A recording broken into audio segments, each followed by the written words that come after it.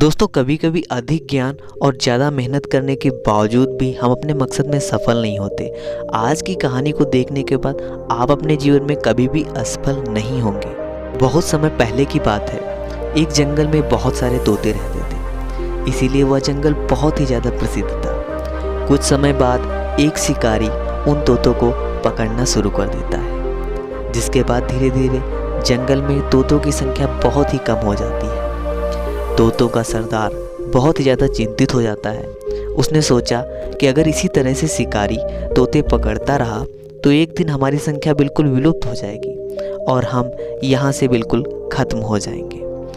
तो एक दिन उस सरदार ने सोचा कि आखिर मैं ऐसा कौन सा उपाय करूं जिससे कि हम सब इस शिकारी से अपने परिवारों को बचा सकें। तोतों का सरदार एक महान साधु की कुटिया में गया, क्योंकि वह साधु बहुत ही सिद्ध साधु थे और वे हर किसी की समस्या के समाधान को करने के लिए एक अचूक उपाय जरूर बता देते थे। उसने साधु को अपनी समस्या बताई। साधु ने तोते की समस्या को सुना और उसे एक उपाय बताया और उससे कहा कि यह उपाय अपने सभी साथियों को बता दे। साधु ने उपाय यह बताया कि शिकारी आएगा, जाल बिछाएगा, दाना डालेगा और तुम जाल में मत फंसना।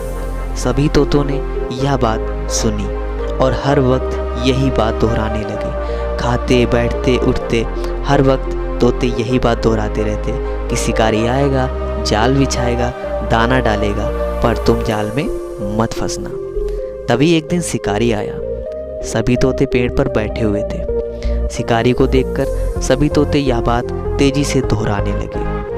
शिकारी को लगा कि इन सभी को तो मेरी बात पहले से पता है कि आखिर मैं इनका शिकार करने वाला हूँ और तोते ये बात अच्छे से जानते हैं, क्योंकि तोते कह रहे थे कि शिकारी आएगा, जाल बिछाएगा, दाना डालेगा और तुम जाल में मत फंसना। शिकारी ने यह सब सुना तो उसके होश उड़ गए। वह बहुत परेशान हो गया। उसने सोचा कि चलो मैं अगले दिन आता हूँ और अगले दिन आकर शिकार करूँगा। शिकारी दूसरे दिन आया। दूसरे दिन भी सभी तोतों ने उसे देखा और यही बात दोहराने लगे कि शिकारी आएगा, जाल बिछाएगा, दाना डालेगा और तुम जाल में मत फंसना। ये सुनकर शिकारी बहुत ही परेशान हो गया। उसने सोचा कि अगर वह तोतों को नहीं पकड़ेगा तो उसका धंधा बंद हो जाएगा, उसका परिवार भूखों मर जाएगा। इस तरह से कई दिन बीत गए। शिकारी आता, तोते बोलने लगते और वह बिना किसी शिकार को किए चला जाता। शिकारी बहुत ही ज़्यादा परेशान हो चुका था। आखिरकार थक हार कर एक दिन उस शिकारी ने साधु महाराज के पास जाने का निश्चय किया। वह शिकारी अगले दिन साधु महाराज के पास पहुंचा। साधु ने कहा कि हे शिकारी, तुम जाओ और जाकर अपना कर्म करो। तुम एक शिकारी हो और तुम्हारा कर्म है शिकार करना, जाल लगाना। कोई पक्षी उसमें फंसता या फिर ना फंसे, ये उस पक्षी का कर्म है। तुमने अपने कर्म को अच्छे ढंग से नहीं किया है। तोते फंसे या ना फंसे ये उन तोतों का कर्म है, किंतु तुम्हें जाल लगाना चाहिए। शिकारी जंगल गया और उसने बिल्कुल वैसा ही किया जैसा कि महात्मा ने बताया हुआ था। शिकारी को देखते ही सभी तोते फिर से वही बात दोहराने लगे, किंतु इस बार शिकारी जाल बिछा दिया और उसने वहाँ पर दाना भी डाल दिया। कुछ समय बाद कई तोते आ गए और जाल में आकर फंस गए। शिकारी हैरान हो गया कि आज यह कैसे हो गया, जब सभी तोतों को यह बात पहले से पता थी कि मैं उन्हें पकड़ लूँगा और अपने जाल में फंसा लूँगा, तो फिर वे जाल में कैसे फंस गए।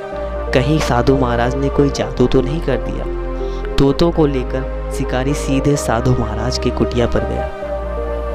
शिकारी ने साधु महाराज से पूछा कि हे साधु महाराज, जब ये सारे तोते ये बात जानते थे कि मैं इन्हें पकड़ने वाला हूँ, फिर भी ये मेरे जाल में कैसे फंस गए। शिकारी अपनी बात को कह ही रहा था कि तभी सभी तोते फिर से एक साथ बोल पड़े कि शिकारी आएगा, जाल बिछाएगा, दाना डालेगा और तुम जाल में मत फंसना। इस तरह से वे इस बात को बार बार दोहराने लगे। साधु हंसे और बोले कि इन तोतों को यह बात तो पता थी, किंतु उन्हें यह बात अपने मन में अमल नहीं की। उन्होंने अपनी ज़िंदगी में इस बात को फॉलो नहीं किया कि अगर वे इस बात को फॉलो नहीं करेंगे तो मारे जाएंगे।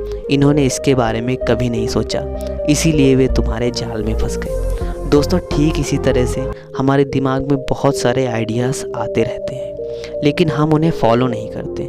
हमें लगता है कि हम ऐसा काम कर सकते हैं, किंतु हमने कभी उस काम को स्टार्ट ही नहीं किया है। अगर हम किसी काम को करना ही नहीं शुरू करेंगे तो आखिर हम कैसे सफल हो सकते हैं। दोस्तों, अगर हम अपने आइडियाज़ को सही से पालन करें तो अवश्य ही एक न एक दिन हम सफल हो सकते हैं, किंतु हमारा कर्म और कर्तव्य निष्ठा बिल्कुल दृढ़ होनी चाहिए।